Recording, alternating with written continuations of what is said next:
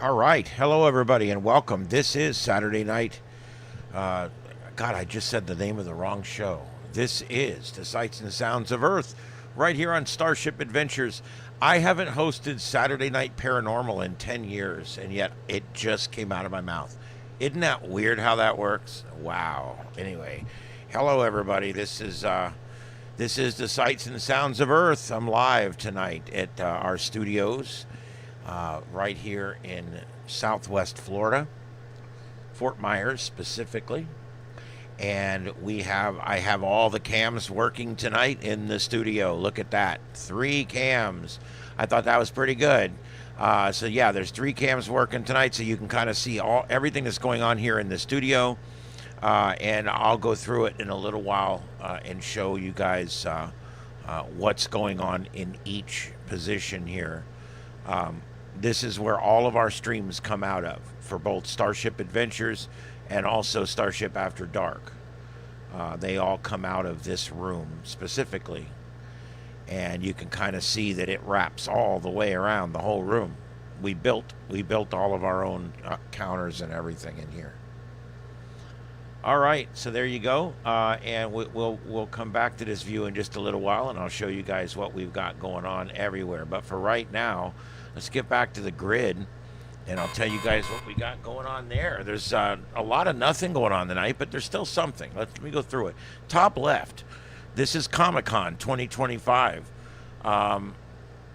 And this will be the first time creator George Lucas ever attended Comic-Con, so it's kind of cool. That's going on right now in San Diego, and these are live shots coming from outside of the Comic-Con in the 2025 Comic-Con in San Diego, California. The top center left, downtown Los Angeles, Little Tokyo. Apparently there's an ICE protest going on there, and that's that same spot where we're at quite often, but that does purport to be live. It seems to be live, and it looks live, so we're going to go with it. The next one over is top center right is Times Square, where it's busy night out there. And then the next one, top right, the top right is the Sunset Walk in New York City, and this is live. And basically, they're just taking a walk down through town, and I thought that was pretty cool. Also, center right is also, and they're in Brooklyn, and they're walking to Manhattan, and they're going to leave the camera on during the walk. So I thought that would be kind of cool. So we've got several different live views of New York there on the upper right, and so there you go. And then of course we've always got Radar Omega going on, letting us know what we've got. An area here that the National Weather Service is looking at. The area is in yellow here, and down here we've got flash flood warnings. So just northeast of Kansas City, we're looking at flash flood warnings. These are radar indicated, also gauge indicated on this one. So we're getting some water rise here. So we're gonna have to see how much longer these storms continue to train in. Let me stretch this out to 30 frames, and we can kind of see how this progressed here. And it is running through that same area over and over and over again. All right, guys, I'm watching the chat room. Go ahead and throw in there who's on tonight. I do appreciate that.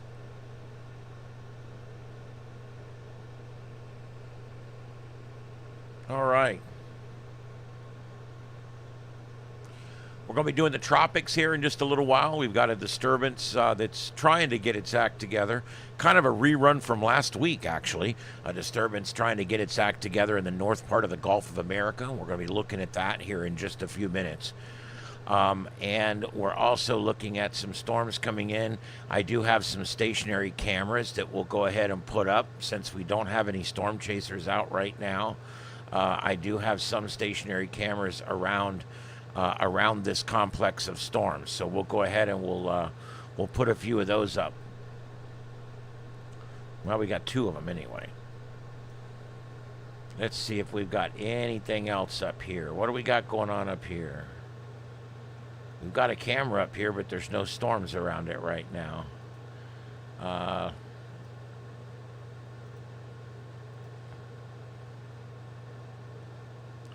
And that one, the cam is off.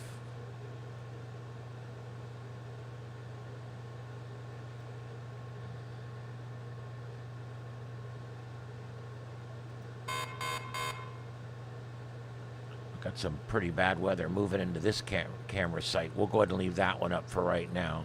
All right, there's our 3 sites. All 3 of these sites have storms moving through in the next hour. I'll keep those up until we get some storm chasers to watch. But right now, we have no storm chasers to watch.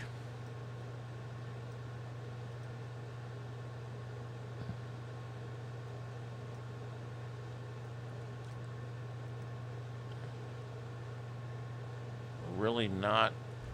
What's happening right now is kind of outside the area where they thought it was going to happen, which is kind of interesting.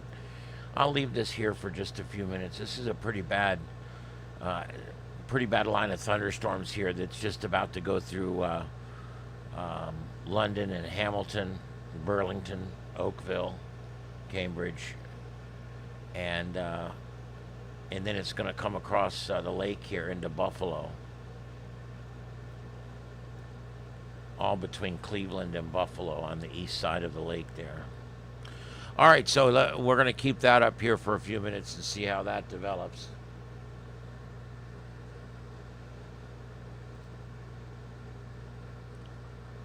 As far as that disturbance we were talking about, we can go ahead real quick and talk about that real quick. Here it is right here for you. This is that disturbance we're talking about, and you can see there that it is now right about south of Louisiana, and it has another day or so where it could form into a low-level tropical storm. Is this something we're really worried about? No. The conditions are good, but they're not great. And also, it's going to run into land here in the next day or so, and that should bring that to an end, I would think. All right, and there we go. That's the tropics. I'm going to go back and double check and make sure I didn't miss anything there. But that's pretty much such as it is. The tropics. I want you guys to understand it has not been an unusually quiet season. I've already had several people tell me, "My God, it's so quiet this season. What's wrong?" No, we're right. We're right about where we're supposed to be. It doesn't get busy till mid-August. So people that are thinking, well, we've been in hurricane season now for what, 6 weeks or more, and there hasn't been any real storms to speak of. So it's going to be a dud year. Watch that, because that's not necessarily the case. Hey, Bryce, what's up? I'm doing good, brother. How are you? Yeah, that reminds me, we have to talk a little bit about Hulk Hogan tonight, an American icon that we've lost today. Had a medical emergency at his home here in Florida, and I don't know. I guess there was nothing they could do to him. I'm not sure how far he lives from services, but we have some of the best EMS services in the country here in Florida. So, as you can imagine. So, yeah, what a loss. A neat guy, a neat talent, and a man that literally branded himself again and again, and created things that were entertaining for people. And I don't know. I just I think he's an icon. He's a movie actor, a wrestler, an entertainer, and just an all-around great guy. And a lot of the people who have met him and spent time with him say that he's got an amazing off-camera personality too. So we lost him today. That's Hulk Hogan. Lost him today to some kind of medical episode. He was at his home here in Florida. I may see if there's any other specifics on that, but they're really not releasing a whole lot right now.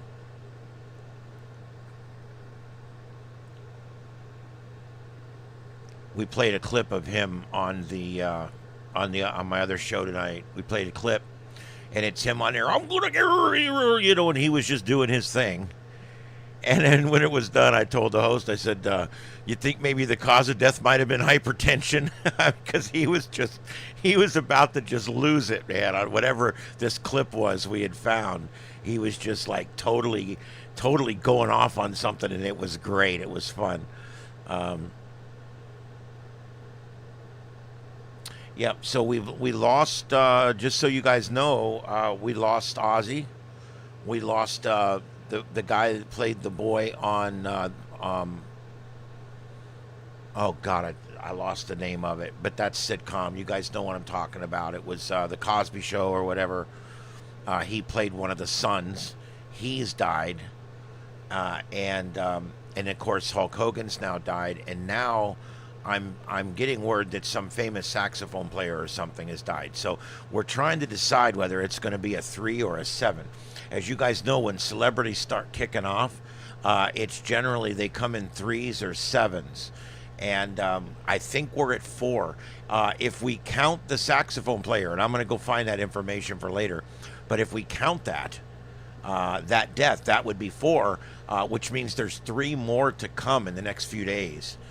So there you go. Superstitious? I don't know. Call it what you want. But celebrity deaths seem to always come in 3s or 7s. Unless we're talking about the Carradine through Jackson deaths. I think we had like 26 in 14 days or something. That was a hell of a run for celebrity deaths. And that was the David Carradine through Michael Jackson deaths, which include Farrah Fawcett, who died 2 hours before Michael Jackson, and people still think she's alive because it never made the news. Everything comes in 3s. Well, it's either 3 or 7, and beyond that, I don't know. We'd have to find somebody who knows more about it than me. 369. You know, Ding. A lot of scientists believe that if people visit here from another place, there's a better chance that their numbers will be base 9 than base 10, and I tend to agree. For some reason, base 9 works better.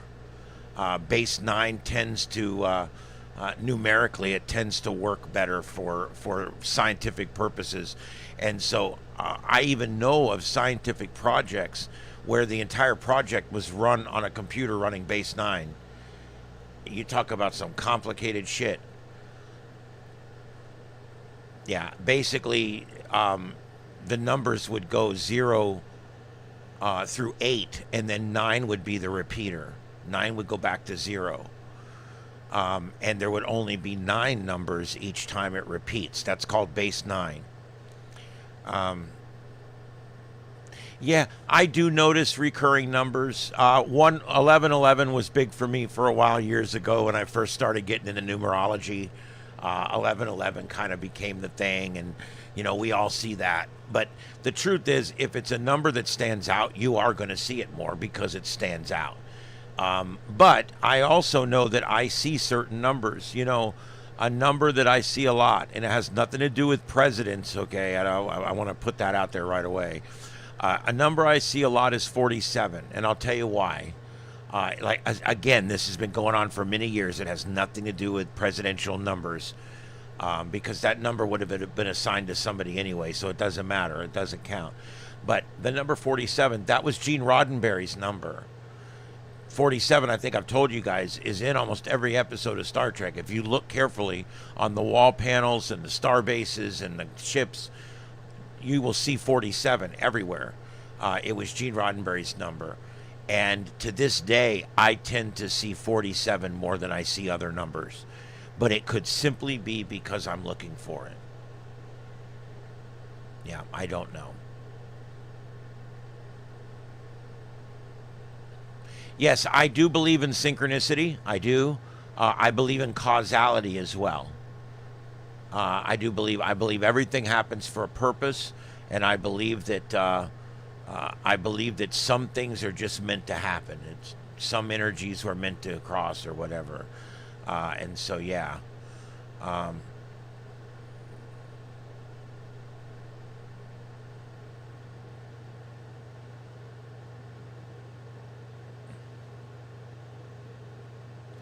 Angel number 47 signifies that your angels are acknowledging your hard work and dedication towards your goals.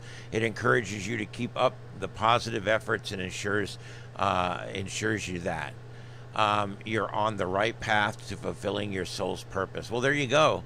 Yeah, like I said, it's not my number; it's Gene Roddenberry's number. But I'm a student of the College of Gene Roddenberry, so I I study it. I drink it that well. I study at that altar, and I always wonder about that number. If you even things like, oh, what the hell? That was weird. I just got a network connection error. Stand by. That's a first.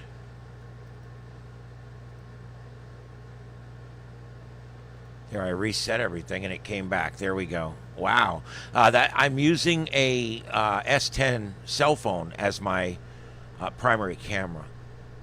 All right, so we'll take a quick look here. This right now, what we got basically over here, we've got you can see when I'm pointing back over this way behind me there, we've got the upper computer up there and the lower computer. Those are both doing scanner feeds right now. And then you've got this one right here. It's doing the 7.2. The one to my left right here, it does the 7.2. And then those two upper screens there, the upper screen here and the three bottom screens here are all on my main computer. And then I have my monitor computer here. Over here, I have the three upright screens connected to the blue computer. The next computer down is the gray computer. They're all by color code, by the way. You've got green, purple, gold, gray, and then the one on the left there with the three uprights, that's blue. And then green. I mean, I've got every color you could imagine, and this one here is red. And the bar on the bottom of the computer, you know, where the task bar, if you will, the task bar is the color of that computer. The background of the screen is that computer. So when I look around, if there's nothing on any of the screens, I know exactly what computer is what, because the one with the blue bar on it is the blue computer. The one with the gold one is the gold computer, and so on and so forth. I try to keep it as easy to figure out as I can, because it's a little messed up. I've got an upper screen up there above the three uprights, but the display port's gone out for that, and I got two screens back here that are dark. That's all still recovering from the lightning strike that I took, so. I don't know where Ed, the co-host, is, but I will go find him. He's somewhere. I will go find him here in just a few minutes. All right. Oh, live view. We lost that feed, so let me see what other feeds we've got here. Whew.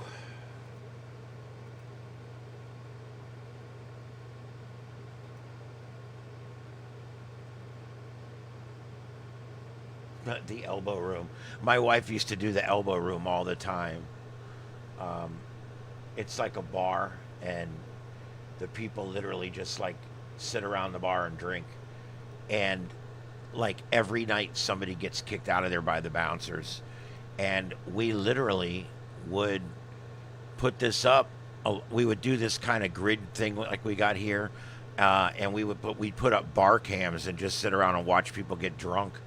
And it was kind of fun, actually. I mean, not so bad. Let me get this fixed here so you can see the whole camera. It's kind of queued up to the corner there a little bit. There we go. Yeah, upper left. That's the elbow room bar. I think it's in West Palm. And yeah, it's just it's a neat cam. It's up 24 hours a day. It sits there during the morning hours. There's like nothing. It's sitting there looking at the garbage can stacked in the middle of the floor. But it's always on. Vegas and some of these other big airports, they have airport cams, which are pretty cool.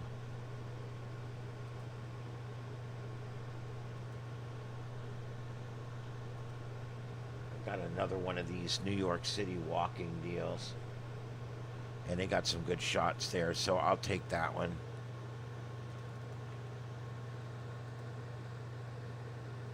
There we go. That's walking New York.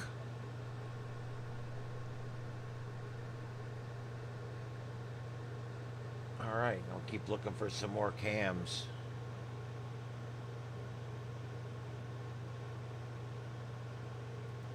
Uh-oh. Oh, shit. We got a car chase. Hold on, guys. We got a car chase. Let me get this up for you guys. Stand by. This is going to be trying to see where it's at.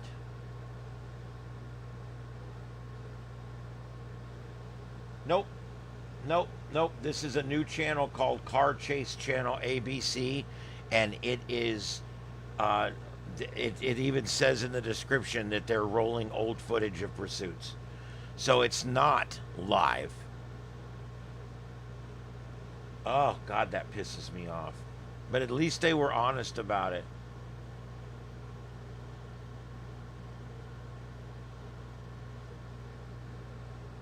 Oh, man. I thought I had something.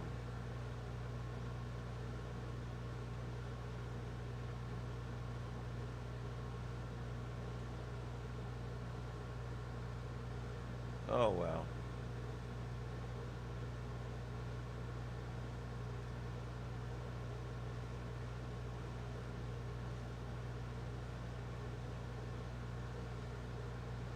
Incredible. There's just so many videos that are just, they're lies. There's still a channel out there showing those Force autonomous vehicles that burned up over a month ago. They're still showing those, and it says live now in downtown LA, protests, fires in the streets. And I'm sorry, that just really pisses me off. I mean, if you were just watching and you weren't that smart and you were watching from another country, you'd be like, wow, look, they got 1,000 autonomous cars and they've burned them all.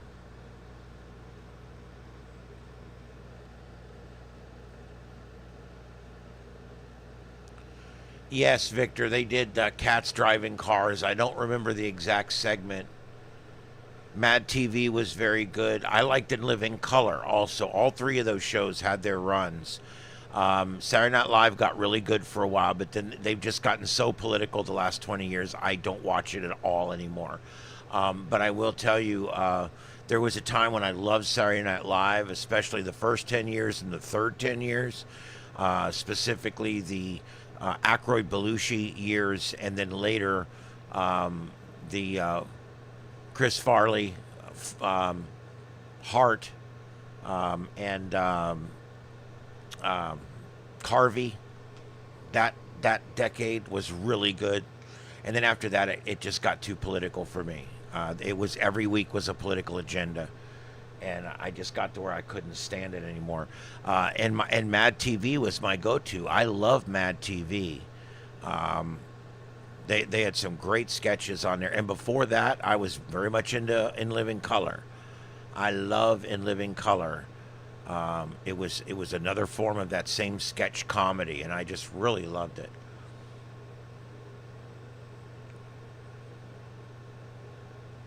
Aquarius, I'm not sure. I don't really follow celebrity deaths, so I'm not sure if I could. Yeah, well, actually, I know I don't know, so I don't know what I can tell you there. It looks like one of our videos is duped up, of course.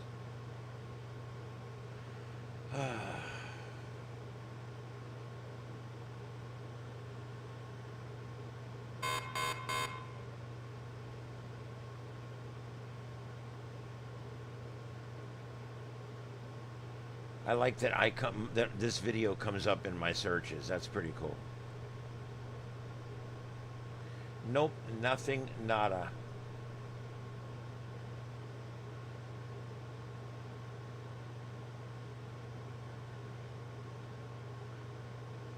I think the bottom line is, I mean, I look for protesting every night, and we're told that there's protests, but then we find out later it was actually a very small, it was a very small protest, and that it really wasn't much. And that's why we never could find any, any live streams of it.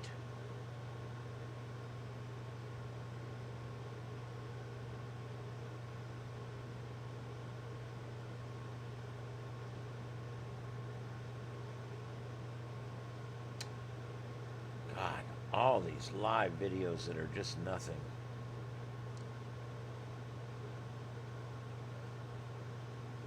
I wish I could somehow trim it out by only videos that are being produced in the United States, but there's no way to do that because 90% of these are coming in from the Middle East, and other places, but mostly the Middle East.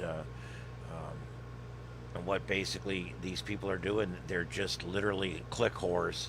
They're out there trying everything they can to get clicks.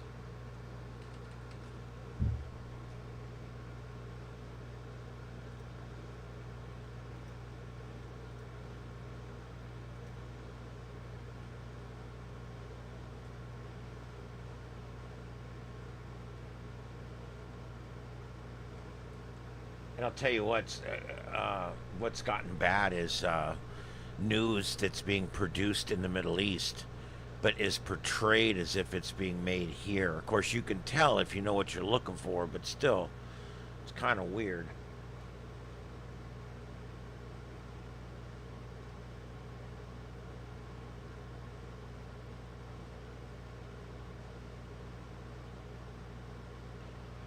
Oh, they got a breaking news update on Hulk Hogan. What could the update possibly be? I bet he's still dead.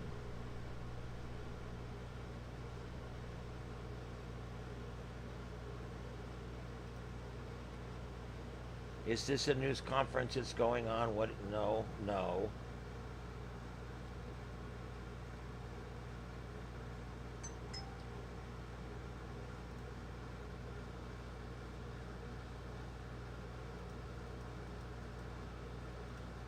And they've got the VCR function turned off. We will provide additional information when it becomes available. Any public records request should be filed through a public records section with the Clear Police Department. No records will be released today. Our thoughts are with the family, and again, we ask everyone to respect their privacy during this difficult time. Thank you. All right, so they're not going to tell us shit. Personal provided medical treatment at that time and transported Mr. Belay to Northland Hospital, where he died at 11:17 a.m. The Colorado Police Department is conducting a death investigation, which is standard in these types of cases. There are no signs of foul play or suspicious activity related to this call for service at this time. Our personnel is providing the family with the necessary resources. I'm strongly encouraging everyone to keep the family in their thoughts, respect their privacy during this difficult time. We will not be answering any questions, but we will provide additional information when it becomes available. Any public records request should be filed through a public records section with the Clearwater Police Department. No records will be released today. Our thoughts are with the family, and again, we ask everyone to respect their privacy during this difficult time. Thank you.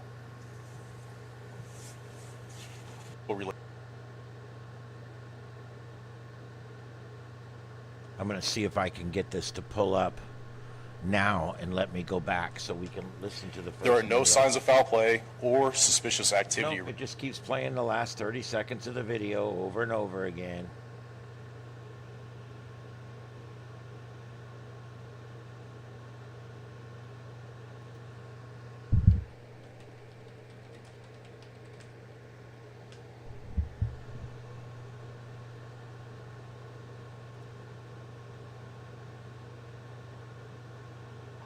Former President Barack Obama has given a rare...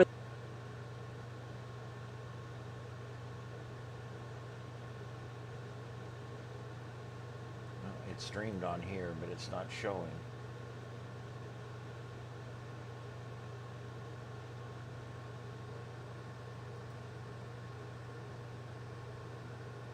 Chill any room in 90 seconds with this NASA-inspired... Oh, shut up. That thing doesn't chill a room, you dumbass. That thing doesn't chill a room. Let me tell you, anytime they tell you something chills a room, it don't. My name's Nate Burnside. I'm a major with the Clearwater Police Department. The correct spelling of my first name is N-A-T-E. Last we don't care. We don't care. Fire and rescue, along with the Clearwater Police Department, responded to a house in the 1000 block of El Dorado Avenue for a medical-related call. It was discovered at that time Terry Bollea, also known as Hulk Hogan, was experiencing a serious medical-related issue. Personnel provided medical treatment at that time and transported Mr. Balea to Morton Plant Hospital, where he died at 11:17 a.m. The Clearwater Police Department is conducting a death investigation, which is standard in these types of cases. There are no signs of foul play or suspicious activity related to this call for service at this time. Our personnel is providing the family with the necessary resources. I'm strongly encouraging everyone to keep the family in their thoughts and respect their privacy during this difficult time. We will not be answering any questions, but we will provide additional information when it becomes available. Any public records request should be filed through our public records section with the Clearwater Police Department. No records will be released today. Our thoughts are with the family, and again, we ask everyone to respect their privacy during this difficult time. Well, there you go. That's what there was with that. In typical government fashion, they came out and made a big deal out of telling us absolutely nothing that we didn't already know. I don't know if you guys noticed, I used to be a PIO for a fire department, so I'm actually speaking from experience. They generally call press releases when they have things they want to tell you. It has nothing to do with giving you what you want, which is information, or it has nothing to do with transparency for the public. It has nothing to do with anything. All it is it's an opportunity for them to give you the propaganda that they want to give you. I used to call press releases. I used to give press releases. I was the guy coordinating the press releases. And generally speaking, they won't even have a press release unless there's something they want you to do for them as the media. And if they got something they need you to do for them, such as tell people in an area they need to evacuate, or tell people in this area they can't burn, or tell people in this area they got to move, or whatever. If they want you, if they need you, then they'll call a press conference to use you, and that's pretty much what it is. When they call a press conference, it's not for you, it's for them, okay? And people are always like, well, you called a press conference and you really didn't tell us much. No, they didn't, and they're not going to. They're the government. They don't have to tell you anything, and they're not going to. Yeah, and so what ends up happening every time is they call a press conference, and I want you to listen to this. This is how it comes out. They come out. Hi, my name's John. I'm the chief. I'm here with Bill, the sheriff, and Kyle, the fire chief, and we're here to give you a briefing on what's going on today. At about 11:35, we responded to a guy on the side of the road. When we arrived, we found the guy on the side of the road. And I want to thank everybody that helped out, the FBI, the CIA. I want to thank the specialty squad, the wrecker company that came out. I want to thank the sheriff for all the hard work that he's done. I want to thank the county workers for staying late tonight and keeping the phone lines open. And I want to also say that the cooperation between agencies has been absolutely amazing. All the agencies have worked so well together. The laws and the agencies have all meshed perfectly, and everything is just going great, and all that tax money you spent is being put to good use, yada yada yada. Now here's the important message. We want you to clear Baker Street. We need to get everybody off of Baker Street, and we need to clear all the homes on Baker Street, and we need to do that right away. Okay, everybody, and thank you for coming. Can I take a few questions? I'll take a few questions. Yeah, Bill, CBS, you go first. Yeah, can you tell us anything about what happened to the guy on the side of the road? No, we're really not releasing any information on why the guy was on the side of the road. Can I get another question? Okay, Jill from ABC, go ahead. Yeah, was he dead? What's the deal? We're really not releasing any information on the status of the individual that was in the ditch. We're not releasing any information about, like, whether he was injured or not, or whether he was dead or not. We're just really not releasing any of the information about that tonight. I'm sorry. Who else? Okay, Jim at Fox News. Go ahead. Yeah, is there a reason why you're not releasing the information? we're not releasing any information about the release of information tonight, okay? Basically, all we're going to do is release information that we're releasing, but not information about the information that we're not releasing, okay? I want to make that clear to everybody. It's important for full transparency here for our agency. It's always important to have full transparency for our agency. So I want to let you know that we're not answering any questions about the questions that we're not answering tonight, okay? Can I get another question? Okay, Jim at the News Press. Okay, what do you got over there, Jim? Yeah, Sheriff, is there a reason why you're being so cloak and dagger about this whole thing? Well, I can tell you this. We're just not releasing certain information today. There's no cloak and dagger. We came, we saw, we kicked ass, but we're just not releasing information. We have determined that some of this information may be sensitive in some way to the very complicated multi-agency investigation that happens to be going on. You see, I fucking did this for years, okay? It's all bullshit, okay? I'm telling you, these agency press conferences are all bullshit, okay? They're literally called when they have something they need the media to do for them.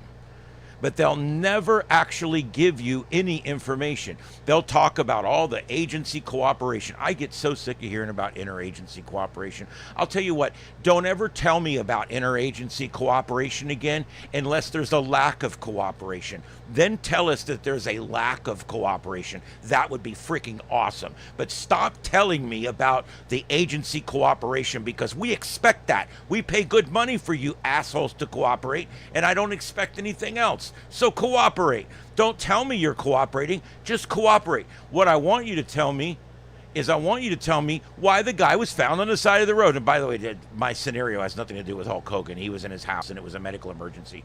But I'm talking about I'm using this as an example. Guy found on the side of the road.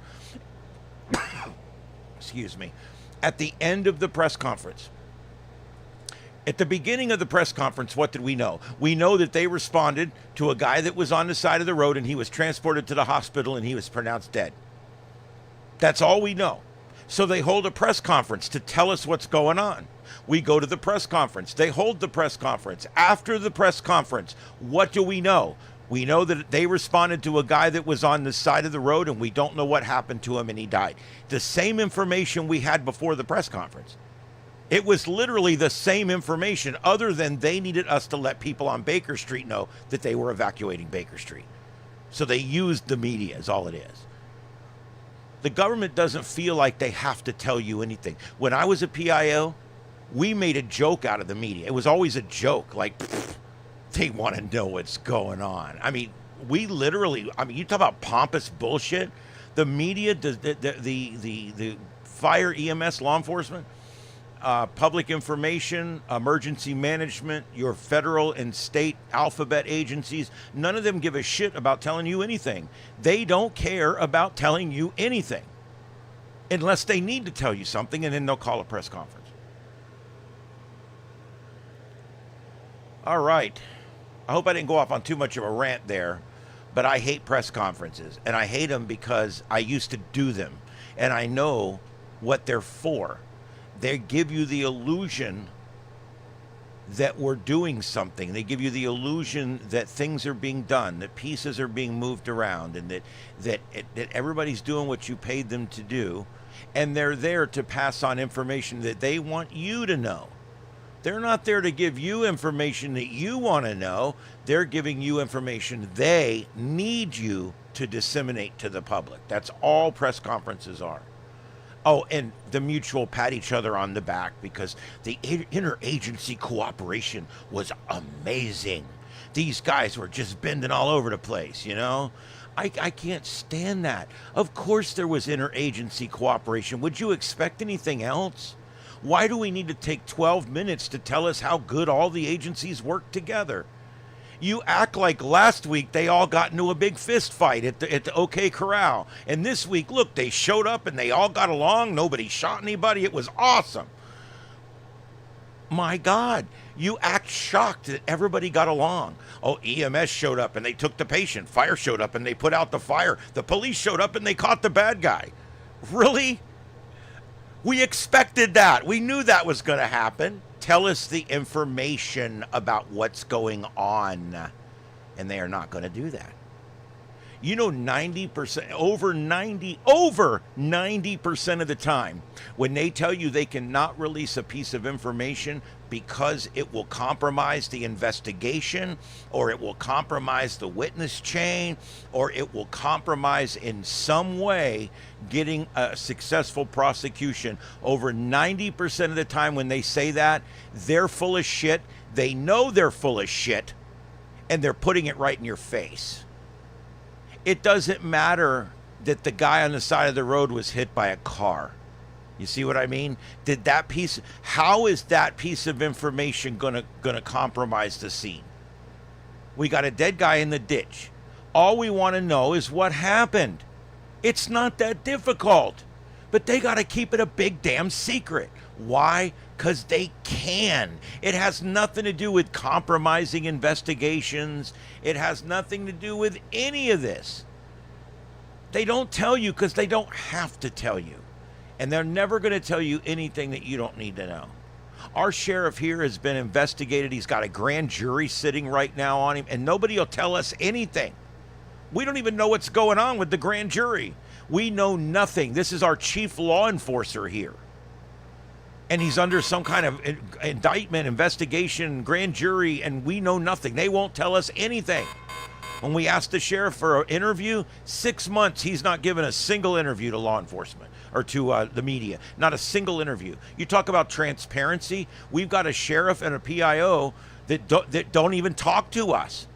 They release videos that they shoot with their own people. Media is not even allowed in their building.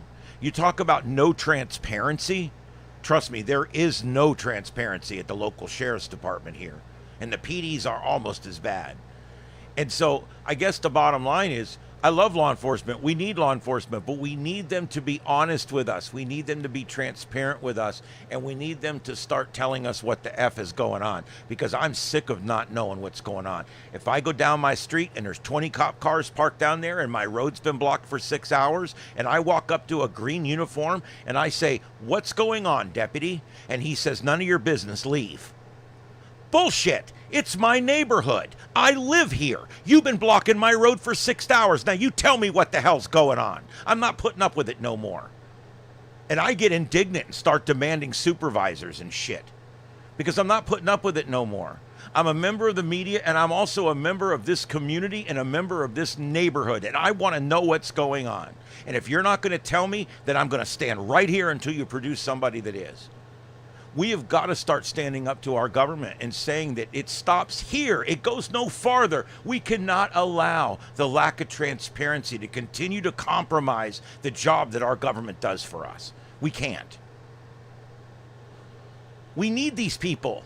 We need our government. The United States has the best government in the world, which kind of scares me sometimes.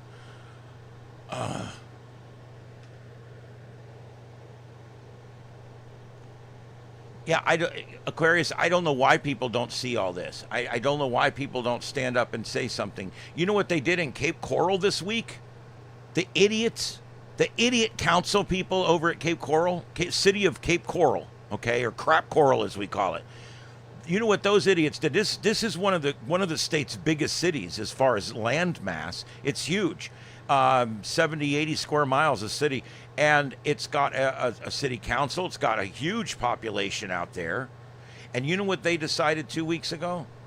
They were tired of all the public input. See, the public's been coming to the meetings and bitching because they voted themselves in a $15,000 stipend that they were going to give to themselves and just write the check to themselves. $15,000 for me.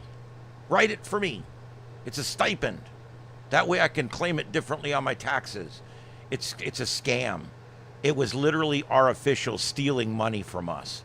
and they did it in the dark of night, and they tried to get away with it, and people found out, and they showed up to the meeting, and they're like, no, we're not going to let you take a God bless it raise like that. You're not going to just vote yourself in a $15,000 stipend because you think you're working too hard as a city council member. No, it's not going to happen. And so people started showing up at the meetings, and they were all signing up for their 3 minutes, and everybody was going up and talking about their 3 minutes. Guess what they did? They moved public input to the end of the meeting. So now, when you get there at 5 p.m., by the way, they moved the meeting up to 5 p.m. so that way people that are still at work will miss. They did this earlier. They moved the meeting from 6 up to 5, and the reason they put it at 5 o'clock was so that most of the people were on the way at 5 o'clock. They weren't there yet. So you had no way of putting in your input because you were still heading there from where you work. And I think they originally moved that meeting time to 5 o'clock specifically so that less people would have public input. And then after they moved it to 5 o'clock so that less people would have public input, then they turn around a month or two later and say, we're still getting too much public input. The mayor complained that all these people that work at the city have to stay here all night and listen to this crap from these public. And I'm thinking, those people are being paid. Don't tell me he tried to say that they're all sitting there till 10 o'clock at night and in their salary so they don't get paid for it. I'm like, don't tell me they don't take 4 hours of comp the next morning. I know they do. I know they do. I've never known a government worker to work 1 minute over what they're getting paid for. Okay, I know. I spent 20 years working for the government. I was a cop. I was a fireman. I did it all. All right? And I'm telling you, I know what I'm talking about. It's just absolutely amazing. Those people, they get compensated. They don't sit there for a minute that they don't get compensated for, okay? And you're going to sit there and you're going to listen to the public because that's what you're getting paid for. That's what you were elected for. That's what you ran for when you ran for office. You ran for office to listen to me when I have a problem. And by God, you're going to sit there and listen. So they moved it to the end of the meeting. Now people are really pissed because now they come in, they vote the meeting in, they make all the decisions, they take all of the votes, and then after all the decisions have been made, then they go out and they start taking public input from the 5 or 6 people that waited till the end of the 4-hour meeting. And after all the decisions had already been made, they're finally given their chance to get their 3 minutes. Of course, what they say makes no difference. The decision has already been made. There's no more considerations to be made that night. Why would we even need public input? The whole idea of public input is so that you understand how your constituents feel before you make a decision in front of them. They're going to be discussing this again in the next few meetings, and they're going to be fixing this, or it's going to get really nasty out there in Cape Coral. We've got cities here doing all kinds of weird stuff. You know, we've got the city of Sanibel that decides that every time a hurricane hits, they lock everybody off the island. You know, back when I think it was Charlie hit. This is how your government runs amok. Charlie hits. Sanibel tells people, we're not letting you back to your houses for a week. Sorry, it's just too dangerous. We're not letting you on the island. And so what ended up happening was everybody with boats started going out there and ferrying people over to the island and getting them as close to their house as they could. And then they would have to truck the generator and everything because they're trying to get to their house, because if you don't open your house up right away and get it dried out and then close it back up and get it under air within the next 48 hours, it's going to be a big mildew mess and you're going to lose your house. They're going to have to rip it down. In Florida, the mildew will ruin a house. They'll total a house over mildew, okay? And Sanibel did not let these people back to their house for weeks. And these people all had to go charter boats, and they had to pay people to bring generators and stuff to the island to try to save their home, when their government just didn't give a shit about them at all. So the next time around, they all got voted out. And then here we go, 10 years, 12 years later, we get 3 hurricanes in a row, And they were letting people back on the island quicker, but it still wasn't quick enough. These government people need to understand they work for us. They're public servants. We're the public. They're serving us. And their number one concern, their concern is everything except your concern. I don't know if you've ever noticed, whether it's a cop pulling you over in the middle of the night, or whether it's the county code enforcement guy stopping at your house to write you up for something, or whether it's whoever. No matter what it is with the government, you're trying to get a building permit, you're trying to get a permit to do something, you're trying to get permission to do something, you're trying to pay something or do something. The government obstructs you every step of the way. Down here, when we have a hurricane down here, the government does not waive any of the laws or any of the requirements. Even though we've been devastated by a Category 5 hurricane. A Category 5 hurricane came through here and ripped people's homes down to the ground. The flood came through and flooded everything they own out the back door. And the county comes in and says, nope, you can't do anything without a permit. They were making people pull permits to rip down what's left of their house. There's one wall left standing in this man's home. There was one wall left standing. And they delayed him 4 months to rip that wall down. He finally ripped it down and said, F you, arrest me. There was another guy, his garage survived, his house did not. But because the garage and the house had a short roof connecting them, the garage was considered a loss, and he was being required to rip it down even though there was nothing wrong with it. He won too. He sat on his roof and said, you're not ripping this building down. He stood on his roof for a week, and finally they came out and they made a variance for him. I don't understand our government. They're supposed to be there to help us after a storm. They should be there to facilitate us repairing our homes. Instead, all they do down here is obstruct us from repairing our homes. Had we pulled a permit and pulled everything we were supposed to do for the few houses my family owned, we would never have been able to afford to put those houses back. We would have had to sell the house for garbage, for $20,000, $30,000. Just sell it to get out from underneath it, because the county would have required us to put everything back to full code, and that's more than the house is worth. Down on Fort Myers Beach, all the buildings down there, they had to rip them all down because the government, the city, the county, they were making them build everything back completely to brand new 2025 standards. And what they did was they ran away every single local owner that we had down on the beach. And it's all been bought up by 5 big investment firms now. Congratulations, we have another Fort Lauderdale, because that's exactly what we have now. Thanks to our government and their bullshit rules, running all these private owners out of town. They would never let these private owners come back in. They want a corporation to come in. That way they can have it built 20 foot tall, and have it built to Cat 5 standards, and have it built this way and that way, and have it meet fire code, and have it meet flooding code, and have it meet every standard that there is to meet. It sounds great, doesn't it? But it's all owned by some big corporation now. It's not eclectic anymore. It's bullshit now. It's a shopping mall with sand under it. It's not the same. And we lost our beach, not just because of the storm, but because of our county and our city absolutely making it so difficult for anyone to put anything back after the storm.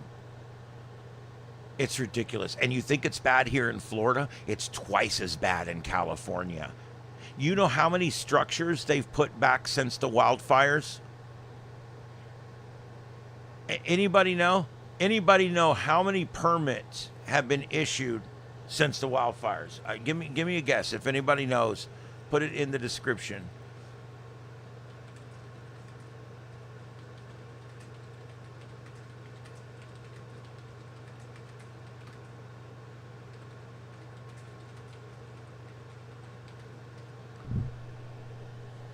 Oh, let's see here.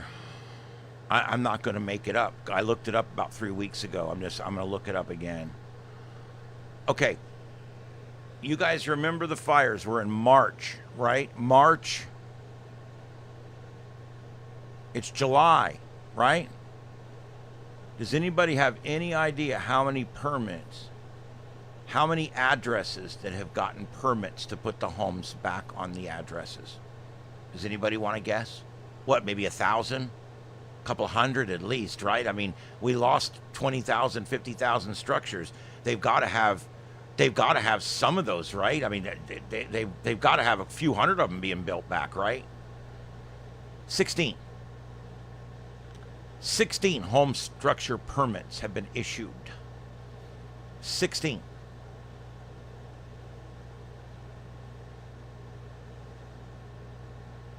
The first building permit was not issued for 57 days after the fire, and they've only issued a total of 23 permits for 16 different addresses, and that's it. The government should be spearheading getting these people's homes rebuilt. I'm not saying pay for it. I'm saying facilitate it.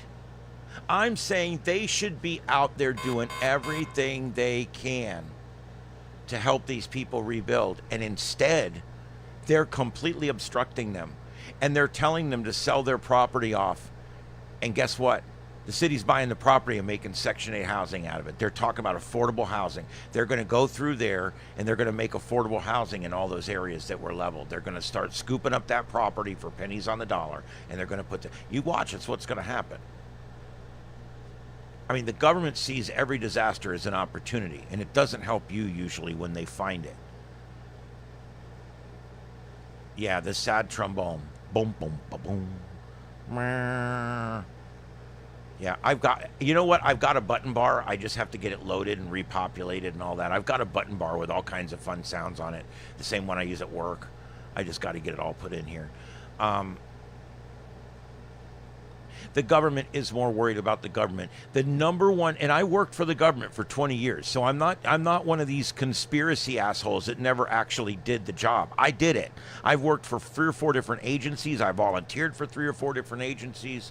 I was on disaster response teams. I responded all over 5 states. Trust me, I did it. And I know what I'm talking about here. The number one job of government is to increase the size and scope of government. That's the number one job. The number 2 job of government is to protect the ability government has to operate above the law. And it's just that simple. They are the law. You ever wonder why nobody can have tinted windows except the cops? Nobody can talk on their cell phone in their car except the cops? Nobody can use their computer except the cops in their car. Nobody's allowed to have things in their hands but the cops. Nobody's allowed to speed but the cops. Nobody's allowed to roll through stop signs without getting a ticket but the cops. They're sovereign citizens. Our police nowadays, they are above the law. They don't even feel like they have to stop. I've got a camera here on a stop sign. And I went for a while and I was clipping out every time a cop would run through that stop sign. I've got maybe 60 instances of cops just driving right through this stop sign. And you know what I realized? Nobody gives a shit. Nobody cares. Now, if I don't come to a complete stop and allow my car to lurch backwards, count to 3, and then start moving forward again, I get pulled over. They pull us over constantly in here. You know, the only reason I haven't been pulled over lately is because the last 3 times I got pulled over, I screamed and cussed at them and demanded supervisors and was nasty to them. And I'm normally not like that. But guess what? They haven't pulled me over in 3 years now because they know my vehicle and they know that I'm not going to put up with their bullshit. Yeah, qualified immunity is a problem. Cops can't be sued. If you can't sue a cop, then what do they care? They don't care if they get sued or not. You can sue the city all day long. The cop will still have his job, and he won't see a penny taken out of his paycheck. But I also believe that we do need to provide basic protections to those people that are out there carrying guns and protecting us from bad guys. I see both sides of the argument. I was a cop, okay? Most people that have this argument were never a cop, but I see it from both sides. You know, over 50% of what we spent our time doing every night when I was a cop, we were looking for drugs. We were looking for drugs. We weren't looking for rapists. We weren't looking for burglars. We weren't looking for robberies. We weren't looking for anything. We were looking for drugs. We would go to the neighborhoods where the drugs were. We would pull over any car that looked like it would have drugs in it. And we would walk the dog around it. The guy would make the dog fake the hit, which, by the way, they all do that. I know for a fact. The whole dog hitting on your car thing is bullshit, okay? It's absolute bullshit. And they have the little false positive on your car, and then they get to search your car. And if there's nothing there, they tell you to get that out of there, and you leave. And you just thank God that you're not going to jail for something trumped up. You're lucky they didn't plant drugs in your car. And that's how most people, when they drive away, they feel that way. They feel like, man, I'm just glad that those crooked cops, they lied about my car smelling like marijuana. Why wouldn't they have just stuck some in there so they could have arrested me? And as we've seen thousands of cops get arrested for planting evidence over the years, yeah, everyone should be accountable. I completely agree. I'm big on body cams because we need the police. We need them.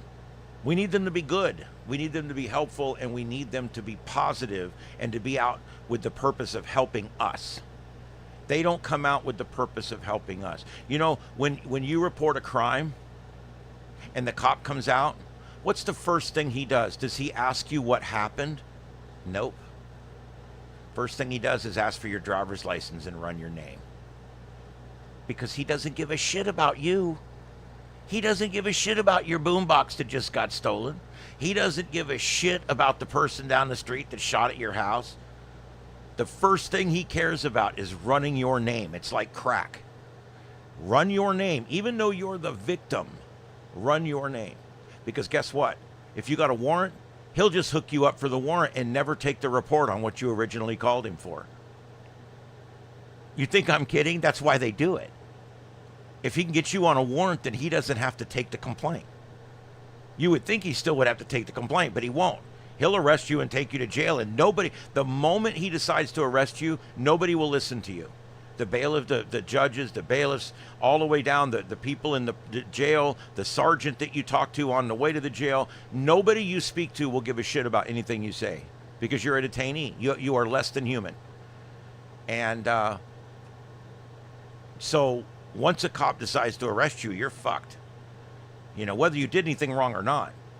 A lot of these people get arrested. They deserve to be arrested. But how do we know which is which? Body cams are helping with this. But here's the other problem. There's two things that have to happen right away. Number one, body cam footage has to be made readily available. You know, there's agencies right now in states that are saying no body cam without a court order. You don't get any footage. What good is it without a court order? So they can investigate themselves and determine that they didn't do anything wrong? Without the public having access to the body cams, they're worthless. Other places like here at our local sheriff's department, he fought having body cams. He's one of the last agencies in the state to get body cams here. But he finally is starting to get them now. They've got them out on about 20% of the cops now have body cams out there. And what he does, if you want a copy of that body cam, it's $15 a minute. And he'll charge you $500 for that camera footage. $500, $700. If you want it, you're going to pay for it, trust me. And what he does is he prices it out of the range of people to pay for it. So the average person no longer has access to those records that were made by an officer he's paying and collected on a camera that he bought. That's wrong. You're paying for that cop, you're paying for the car, you're paying for the uniform, and you're paying for that body camera. You should have immediate access to that body camera footage.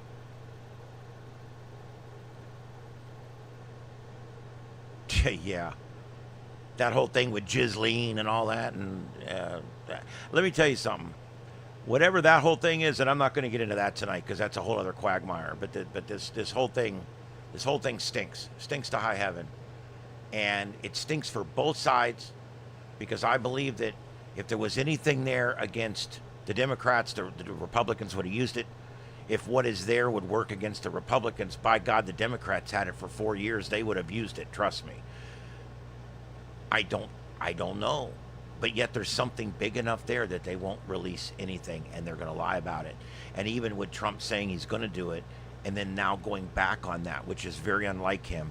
Normally when he says he's going to do something, right or wrong, good or bad, he freaking does it. That's one thing you don't have to normally worry about. This is a weird situation. When he came out and said, I think we all should just move on, nothing to see here. I'm like, oh God, that's what government says when they want you to go away.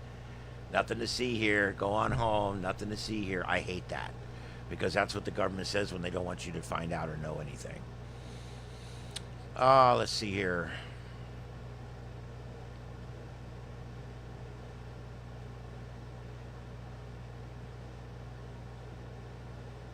Yeah, Aquarius, they don't care.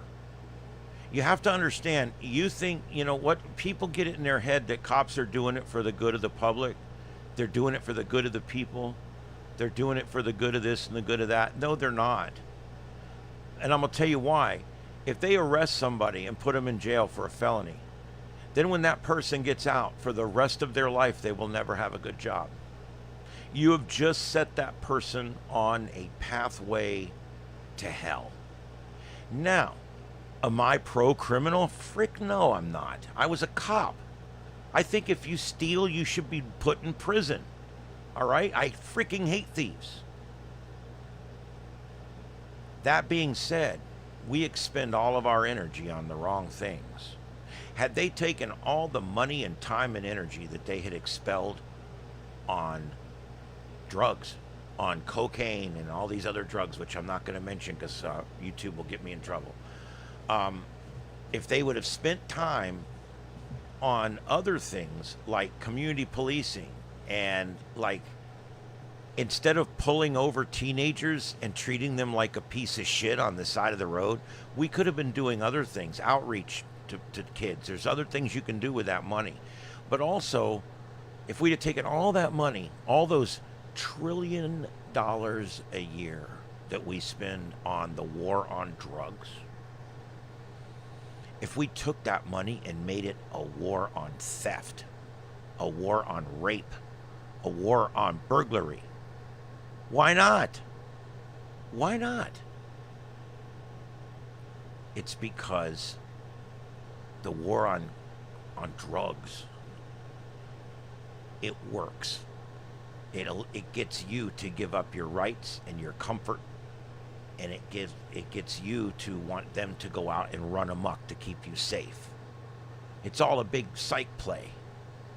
Truth is, it's a lot of all this stuff that they tell you, like, oh, it's so bad out there, you gotta be careful, this and that and the other thing. It's really not. You know, and a lot of what policing is keeping you scared to go out of your house. And I don't agree with any of that either. Down here in my neighborhood, if I were to go get in my van right now and drive down my road to the convenience store, I would be stopped. You don't drive in this neighborhood after dark. I don't go anywhere after dark usually. I don't. And when I do, if I had to go somewhere, if I had to leave right now, I would put my phone on my holder on my dashboard and turn the recorder on. And I would record the entire time, because I know I'm going to get pulled over, and I know I'm probably going to have to prove that I didn't run the stop sign. I argued with these cops up here. You ran a stop sign. No, I didn't. Yes, you did. No, I didn't. I got a camera to prove it. Where's your camera? I showed him. I said, you want to see the video? You're good to go. Have a good day. Soon as they realize that you recorded them, that you've recorded yourself not breaking the law, they're done with you. Yeah. What I really want, truthfully, is accountability. That's all I want, is accountability. I want law enforcement to go out and do a good job for us, an earnest job for us. And I want them to be honest about it. I don't want them to exaggerate in order to make arrests. I don't want them to do things that are not right so that they can make arrests that they feel that they need to make. We have to get out of that mindset completely.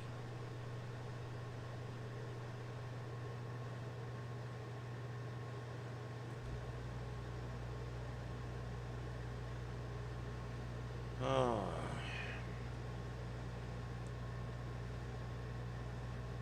That is still going on. Looks like the Ozzy Osbourne thing is still going on. I'm going to put that in the center right. There you go. And that's SoCal Shorts down there. That's who we had last night also. He does like local stuff in LA.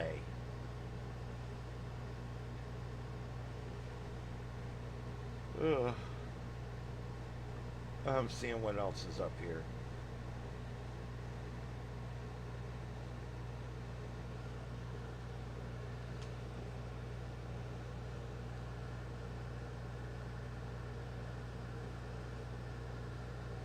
Yeah, they're even bad in this neighborhood. If you're walking or riding a bike, they'll stop you. They will literally just they stop everybody that rides. I go out anytime they stop somebody in front of my house. I go out. I've got this long black robe that I wear, and it's long. It goes almost down to my ankles, and it's jet black. And I put that on, and I walk out, and I'll walk right up to the fence right next to them, and I stand there recording them. And I actually recorded a cop one night that this was about 9 months ago. Stopped the guy because he had a headlight on his bicycle, but he didn't have a tail light on his bicycle, so he got stopped. And the cop told him to put his cigarette out. And so he dropped his cigarette and he stomped it out and was sitting there right next to his foot on the ground. The cop wrote him a ticket for the taillight, and he wrote him a ticket for littering, $200. $200 for littering. This man doesn't make $200 a week. He's a laborer. He lives up the street. I know the guy, you know, and he's a laborer. He makes $200 or $300 a week is all he makes. He's probably got some problems and addictions he's dealing with. And what this cop has done is just cost him some time in jail, because you know he'll never be able to make that money up. He'll never be able to get that $300 together and get down there and make a payment, because they won't take it over the phone. They won't do any of this. You have to show up here and show up there. They make it very difficult to pay your fines because they really don't want you to pay them. They want to get you into the system. Okay?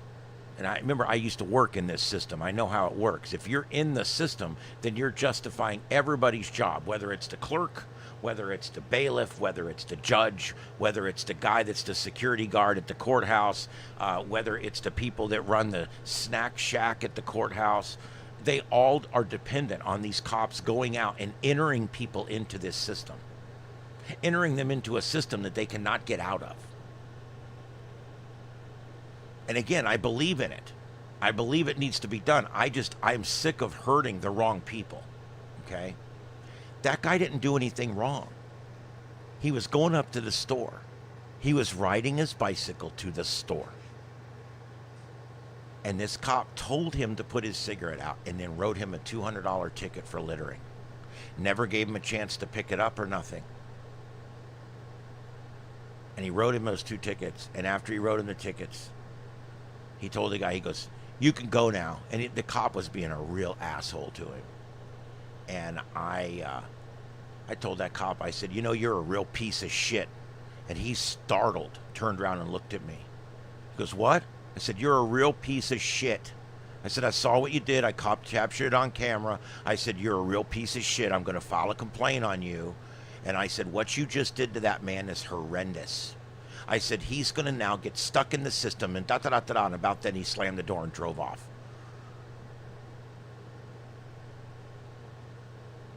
And I'm not anti-law enforcement. We need these guys. I'm pro-law enforcement. I have security lights all the way around my house. I got a fence with locks all the way around my house. I got double locks on all my doors. I've got lights. I got 7 lights in my yard all the way around. Why is that? I'm in a bad neighborhood, and the cops don't do their job here. What they do is they drive around harassing people, but they're not looking for burglars. They're not looking for robbers. They're not looking for rapists.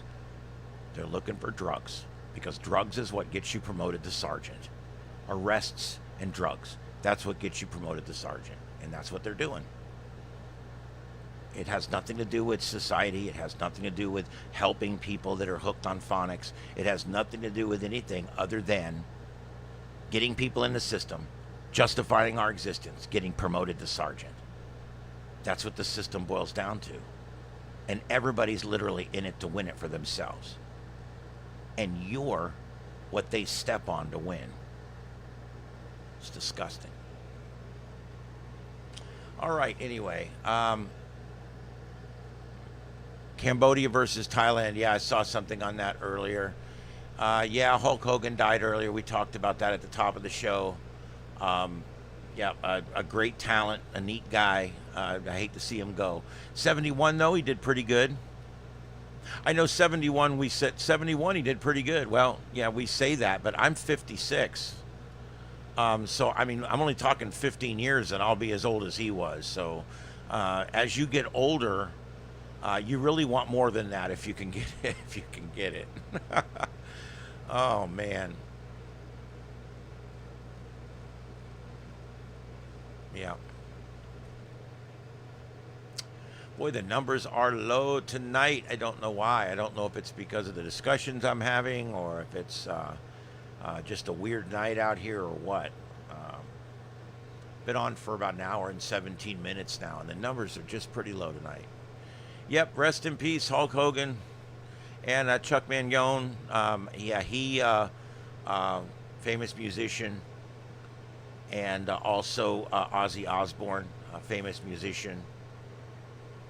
So, yeah, we're trying to figure out here, because we also lost a boy from Cosby Show, remember? So technically we've had 4 celebrity deaths in so many days. And normally when it goes over 3, it goes to 7. So we're kind of watching now to see.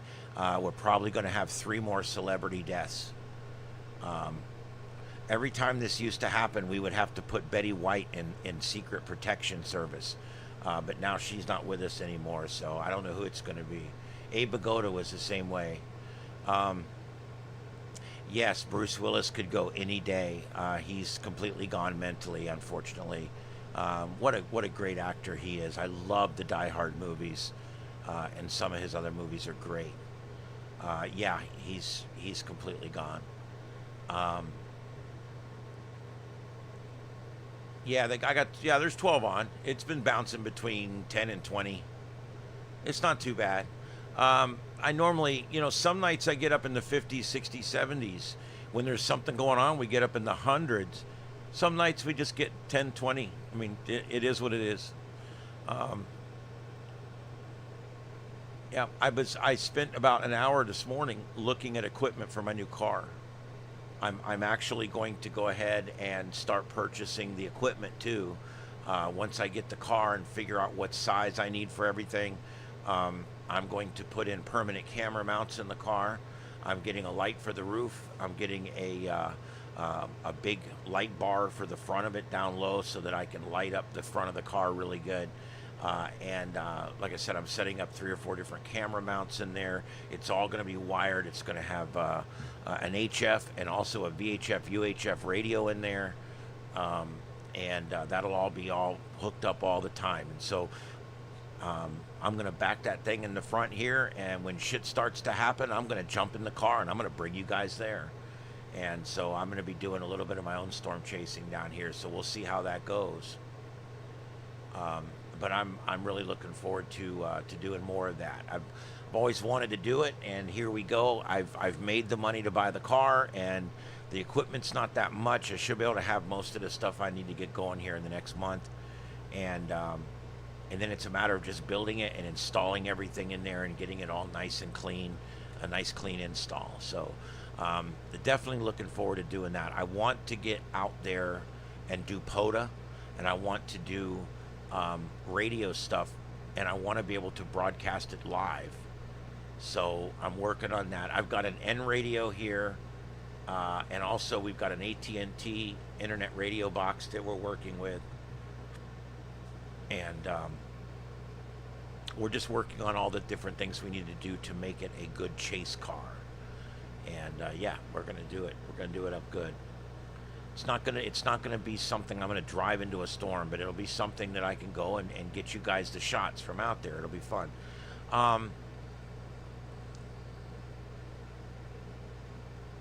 Yeah, I'm good. I'm looking at. They make a light that goes in the front. It's like a long light bar. You know, I'm looking at those. I'm also looking at some different options. They also make little ones that go in the back window and stuff. I've been thinking about just putting like 2 yellow ones in the front grille and 2 in the back window, and then I don't even need a light on top. But I'm looking at all different options. I'm going to have it all set up. Well,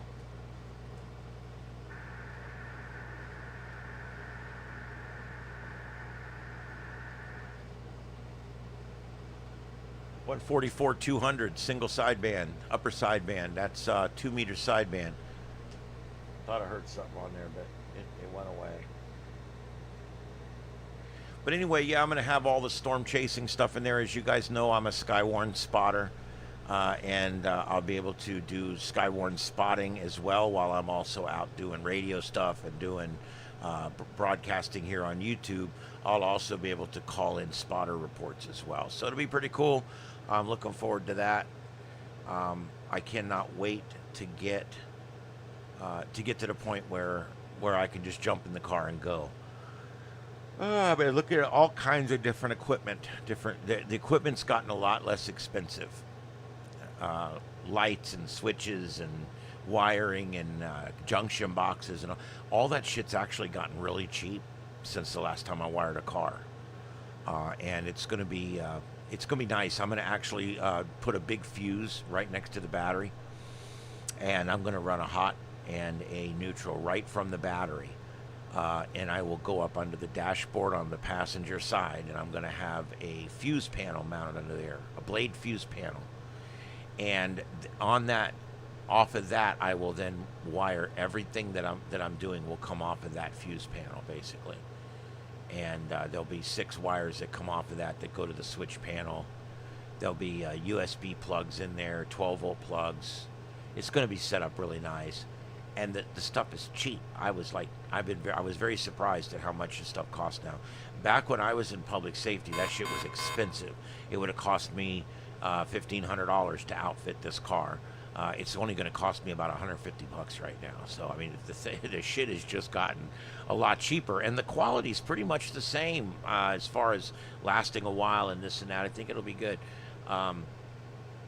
So yeah, I'm much looking forward to that. Anyway, let's do a reset here. My name is Ian. This is StarShip Adventures, and we are live tonight in North Fort Myers, Florida, where we are at StarShip Studios here, and there we've got the 3-shot working tonight, so you can see the whole studio here. I'm sitting here all by myself tonight. Simplex Radio will be back here in just a little while, but I am here all by myself tonight in the studio. And we're installing, I'm also working on getting a few more lights in here. We're putting up these like umbrella studio lights in here, and then some smaller ones like these here we use for, to add a little bit of color, a little bit of flair. We'll do that. But yeah, this is quite the setup here. I'm very happy with the way it's come out. So yeah, there we go.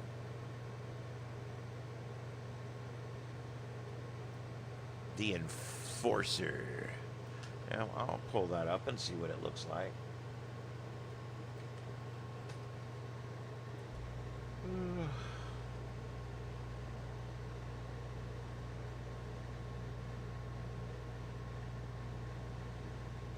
Yeah, he's showing map stuff right now, but yeah, he's got a bunch of channels too. But yeah, he's not spoofing lives though. That's the thing. He's only got one live right now, I think. A couple of them.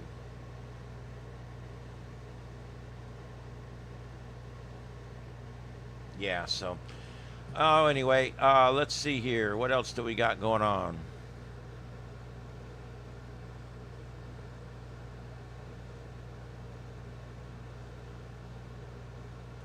You can do it, brother. Let's see. Rackned, thank you for being here tonight. I do appreciate it. I got all the regulars coming in tonight, and I do appreciate all you guys coming in. Also, Lucy and some of the others I haven't seen in a few days, thank you for coming in. And Junior and Ding and all the others, thank you for being here tonight. And of course, I can't forget Aquarius and Galactic and all you guys as well. So thank you, everybody, for being here tonight. If you haven't come in and chimed in yet, go ahead and give us a chime.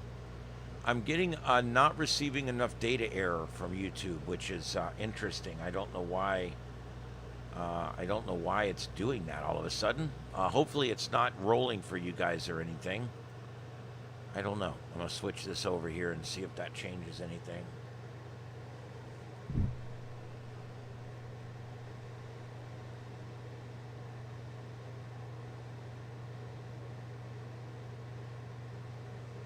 There's a number of channels on tonight that are doing like Hulk Hogan stuff, which is I think is pretty cool.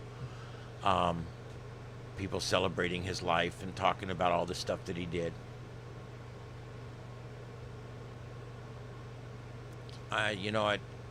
For a portion of my life, it was like all the old people were dying. Like when I was in my 20s and 30s, the people that were dying were all the people that were older people that were played the older folks in all the shows I watched.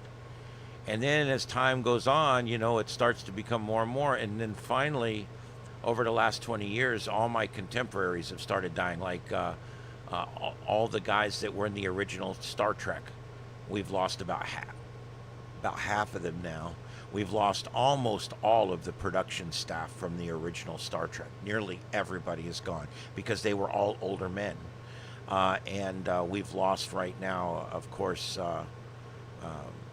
we lost Nichelle Nichols, and we've lost Leonard Nimoy and Dee Kelly, and of course Jimmy Doohan, my favorite of all time. And so it's been rough because now in the next few years we've got George Takei, we've got Walter Koenig coming up, and Bill Shatner, of course. But we're losing these guys. I mean, one at a time.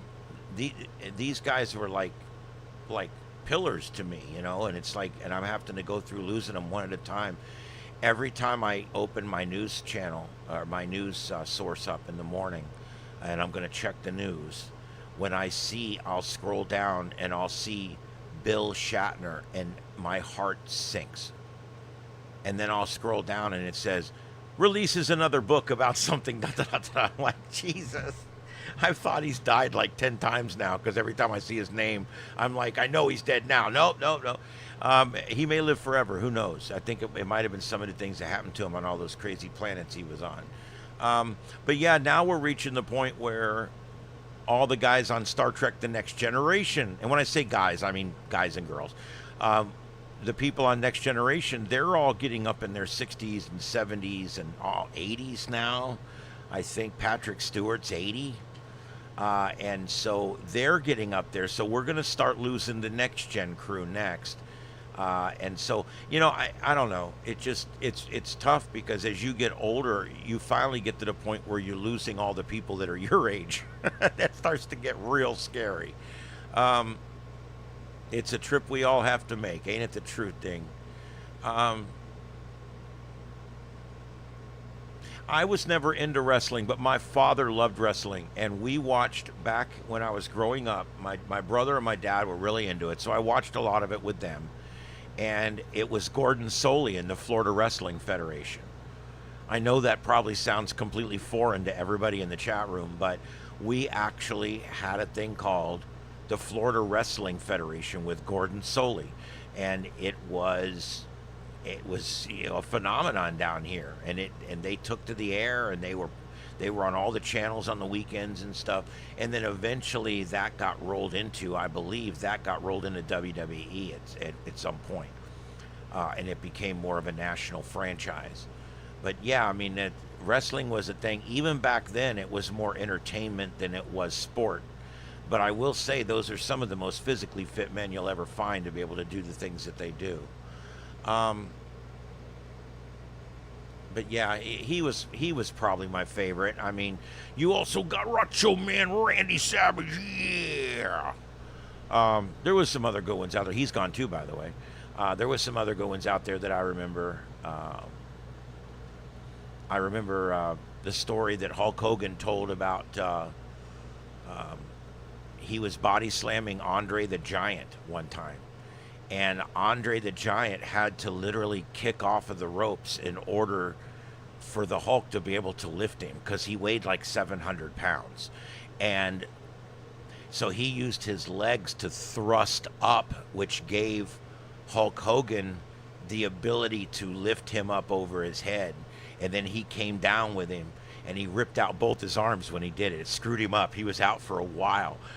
And they asked him, they said, would you do it again? He goes, hell yeah, I'd do it again. Oh, I love it.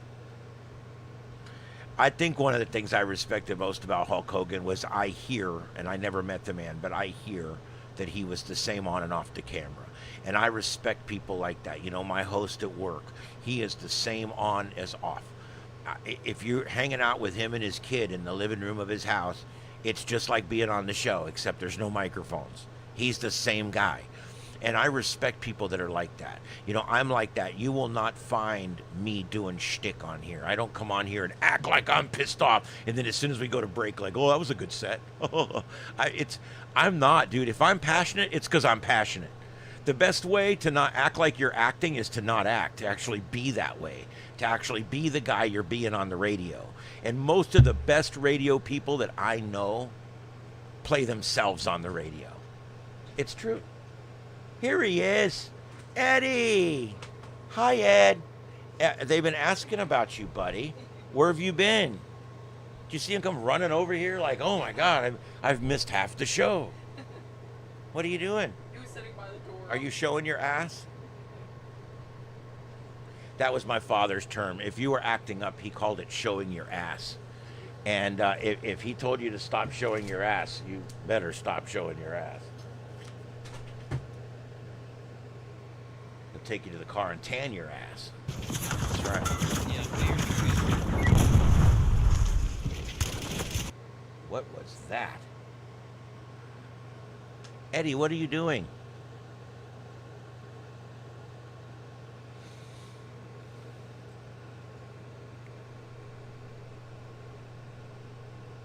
Yep. All right. Yep, there he is. There's Eddie Earl. Hi, Ed. What you doing, buddy? Aw. Yeah. You a good kitty? They all say they're a good kitty, but sometimes they're not. This one always is, though. Right, buddy? Yeah, that's right. Poor Eddie. He's kind of an indoor cat. But he still goes outside when he wants to, because he's a good cat. He knows what to do to not get in trouble. Isn't that right, buddy? I wish you would talk for him. He's like, I only talk when I have something to say. That's all. It's the only time I talk, when I have something to say. That's right.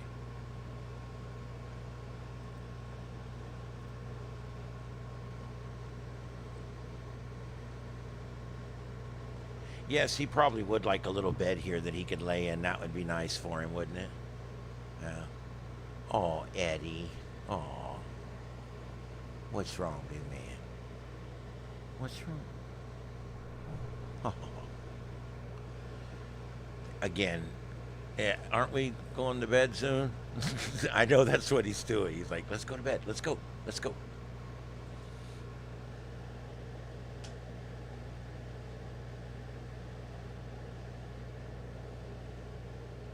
Oh, yeah. I get them all fixed. I got one that's not fixed, and I'm just getting to where I can put my hands on her. And as soon as I get her, she's gone. Her little baby, she just had one baby, and we found a forever home. My call screener adopted a second cat from me. She adopted Spike, which is my little's not older brother, but bigger brother, and now she's adopted this new little kitty. Eddie, what are you doing? I don't know how this is working. I don't know what you're doing.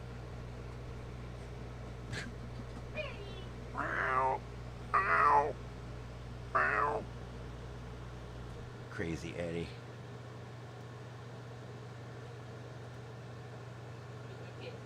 Little Eddie. He's a good cat. He's 8 or 9. He's up there. He's been around. He's been around a little while. Isn't that right, Ed?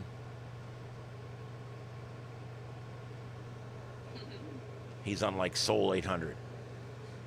Okay, so let's see here where we're at.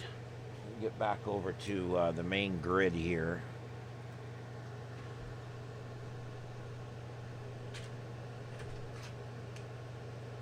Yeah, I know who you are. Talking about Smoke and Scan. I watched him too. I've watched him quite a bit. He does good work over there. I like his channel.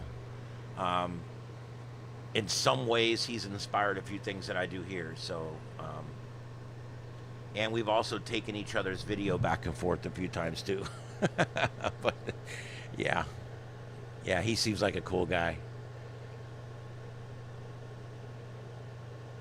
Yep, my call screener, her name is Kat, short for Katrina. And yeah, she took the other cat, and it was still pretty young, but the mama wasn't doing that good with taking care of her and everything. And so she just went ahead and got a bottle and some milk and just went ahead and took her over. And if you really want a cat to be close, you need to bottle feed that cat yourself. That's something that seems to work. If you want a special relationship with a cat that's more than just your typical relationship, what you need to do is you need to bottle feed that cat. Be that cat's mom. And in this case, we took it from the mom a little early, but there was 3 different reasons why we had to do that. It was a very dangerous situation. The mom was not keeping it where it needed to be, and it was out running around and getting out of the yard and stuff. So we finally had to just take the cat and get it to its forever home, even though it was a few weeks earlier than we normally would do that. But like I said, if you're wanting a special bond with the cat, that's the way to do it. You take them a few weeks early and you bottle feed them yourself. Definitely the way to do it if you want a really close relationship.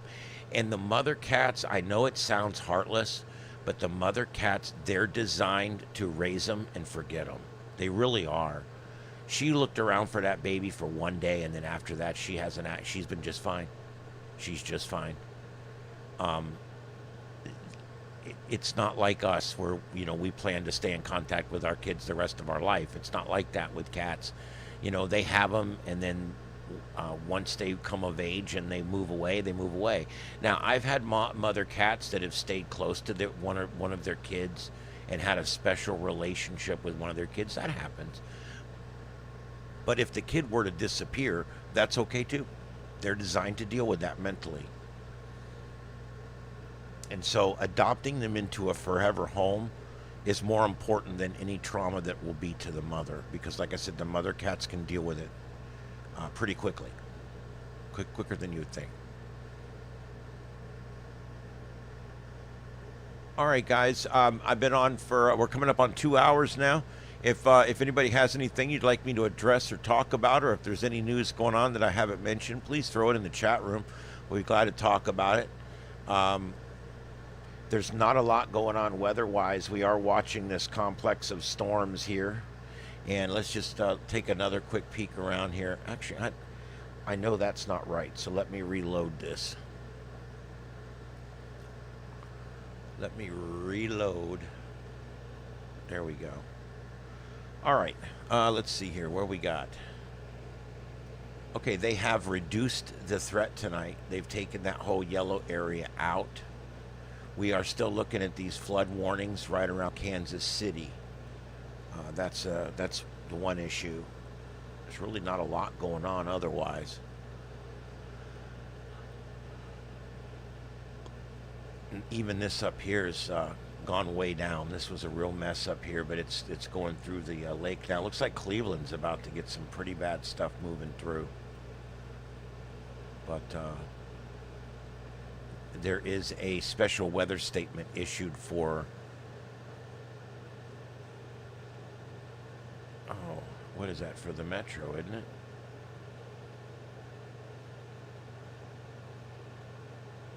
No, it looks like it's for areas just east of the Cleveland downtown. There's a special weather statement that's been issued.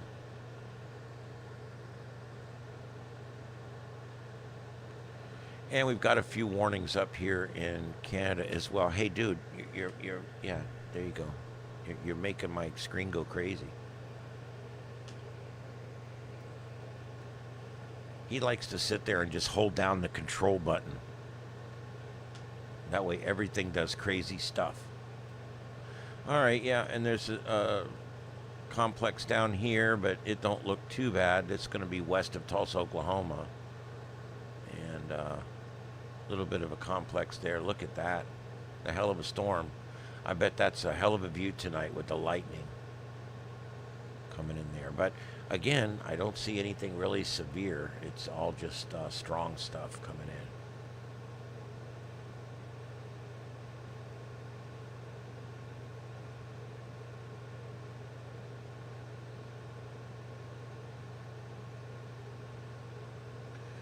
Yeah, kittens, sometimes when they're not raised around people at all and you take them in and they're really feral, you can still get them back to where they're pretty good. I've got a mama kitty here. She was completely feral. Completely. Couldn't touch her, couldn't go in. If we looked at her, she'd take off running. Scared of everything.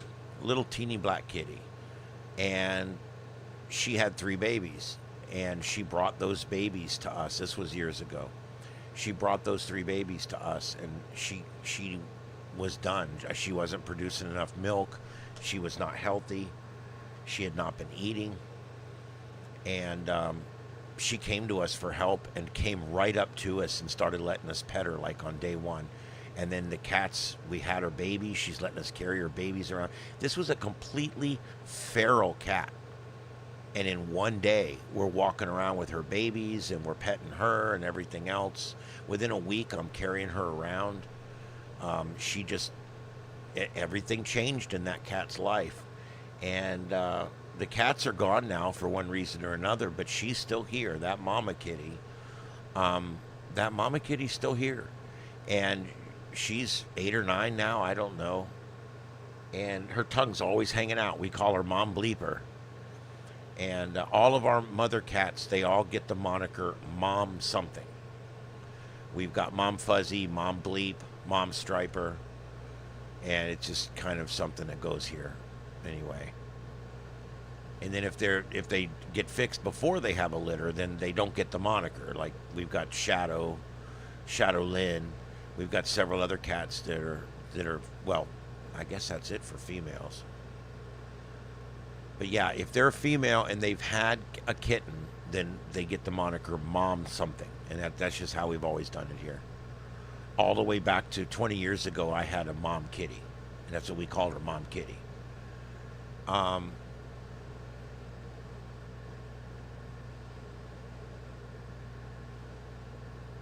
Yeah, when their eyes are just opening and you're feeding them a bottle as their eyes are opening, you are Mom. They don't understand that they come from a little fuzzy thing. You are Mom. And that makes for a very special relationship that you could have with that cat for the rest of your life. Our littles inside was hand raised like that. And so was Teddy. And they're very special cats. They just love people. It's even Eddie here. I mean, he loves people, and we're really close and stuff. But There's just he's one notch away because we didn't get him early enough to bottle feed him like that.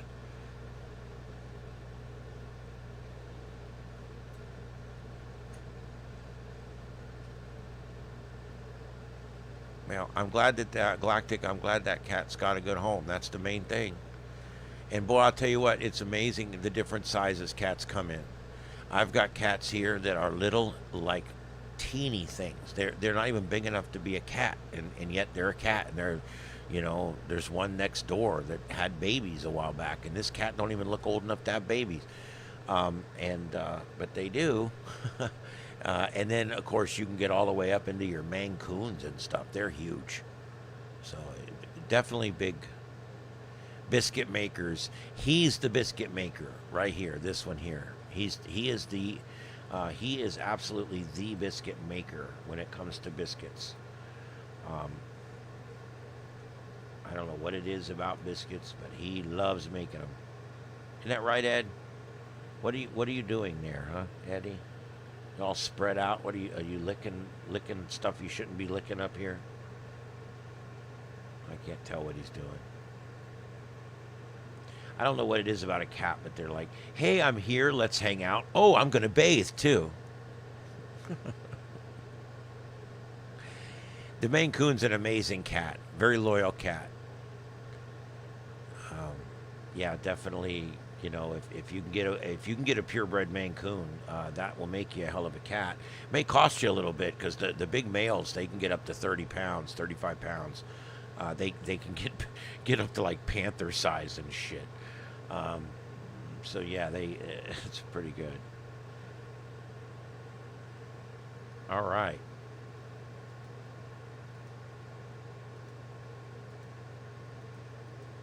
Let's check this out.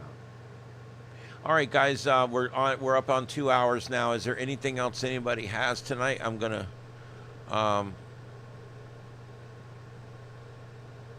Maine Coons. Yes, some Maine Coons do have the extra toe. Some don't. The two that I've had through my life did not. Not all Maine Coons have the extra toe.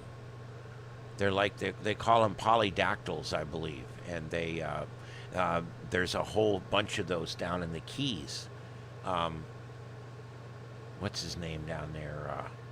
Hemingway owned a bunch of Maine Coons. I'm sorry, he owned a bunch of pterodactyl cats. I'm not sure if they were Maine Coons.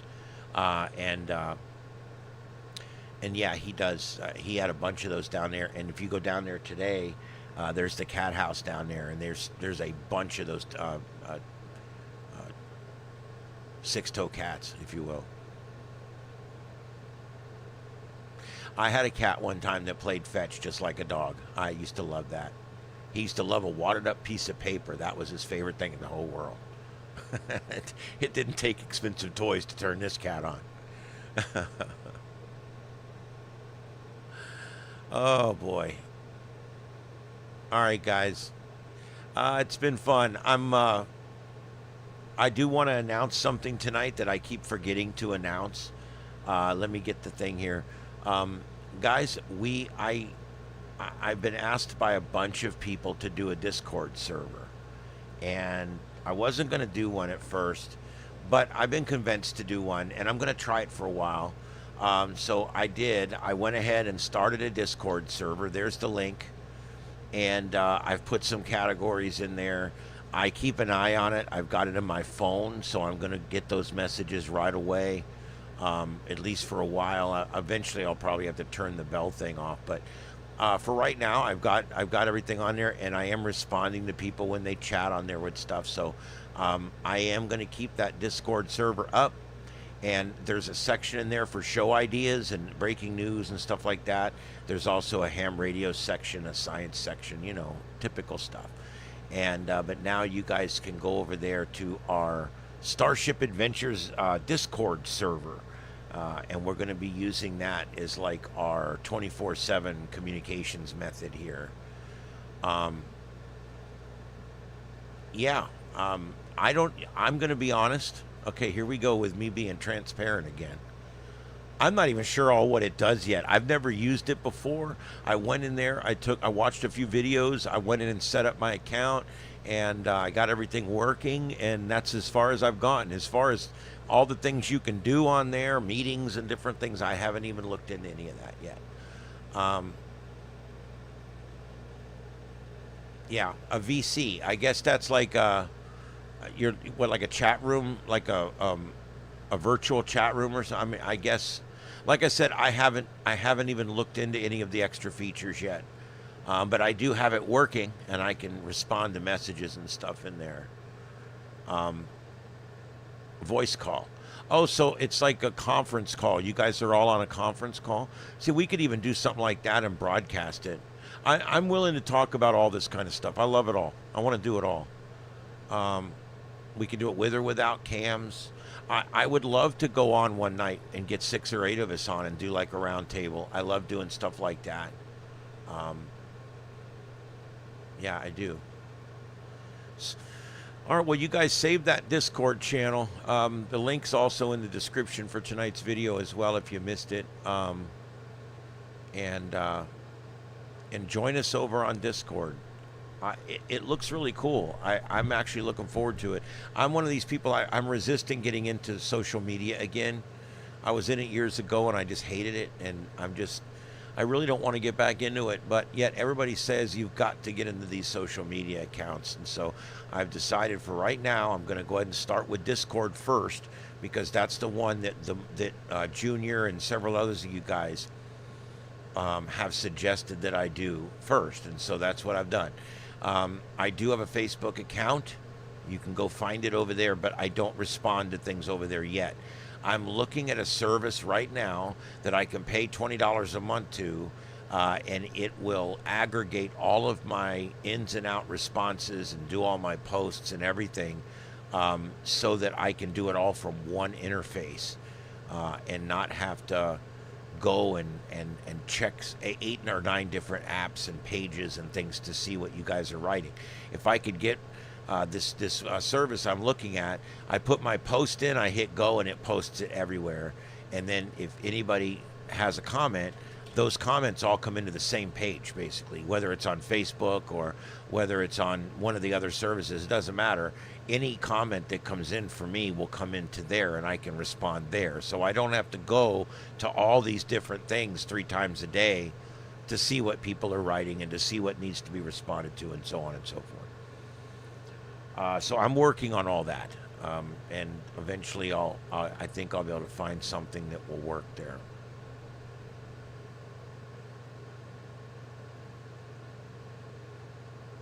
Yeah, there's much to learn, Galactic, and I'm going to learn it, and if you guys have suggestions, you can put them in there for me too. But I am going to, I'm going to try to get as much out of Discord as I can, and then once I get good with it and we've got it going good, then I'll pick the next one and we'll do the next one. But I'm just going to do nothing but that, YouTube and Discord right now for a while. And then once I feel that I'm proficient with these, then we'll add a third one, and I'll eventually get 4 or 5 of them on here. I got to start building my numbers. I've lost 500 subscribers. I gained 10,000, but I lost 500 since that day. And so I've got to figure out how to get my subs going back the other way again. I've been on every single night and I'm still losing subs. And it's just because when you do really, really good and then you go back to not doing all that good, you begin to lose all those extra subs that you picked up. Truth is, I've only lost 5% of the subs I got during that whole flurry. So it's really not concerning, but yet it is. All right. Well, Steve, I like it. I found it to be very 2005 chat room looking, but I like it because it's like literally a chat room that's there every day for us, and we can go there as much as we want. I think it's a great way for us to all, send messages around to everybody that's in our little group here. I think it's going to be fun. I'm looking forward to it. I'm happy with it so far. It's fairly easy to use. I think I watched 2 little short videos, and then from there I was able to do everything. So it's really not too bad. I find some of these, like even Facebook, has gotten dreadfully complicated. I remember back when Facebook was so clean and easy to use, and now it's just a convoluted mess. Yeah, and the only thing I don't like about Discord that I've noticed so far is it's extremely proprietary. Every single screen is prompting me to buy something. Every single screen wants me to buy that, what is it, premium or whatever the F they call it on there. It's like premium or whatever.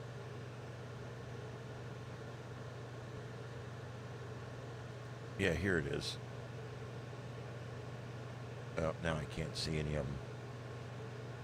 But yeah, it'll just come up all of a sudden and say, hey, buy this thing, and you get to have all these special emojis and themes and everything. And so basically, you only get a very basic product unless you want to pay money.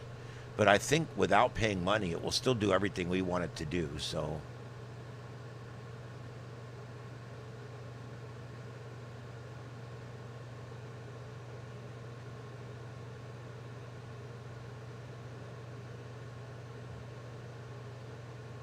well, and I never really thought about getting new subscribers through my Discord, but I guess, yeah, I mean, everything I connect to should start bringing people back in this direction, I would think.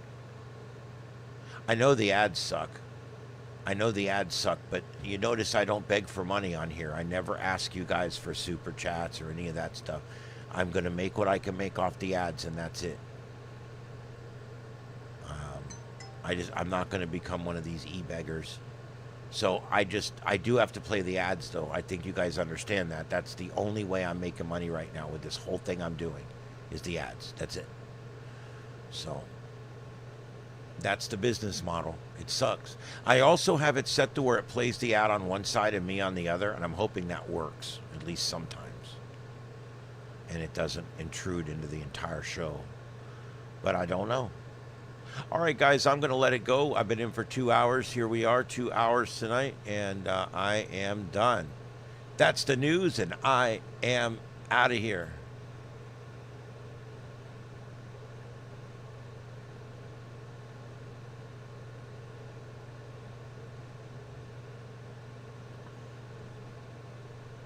Let's see.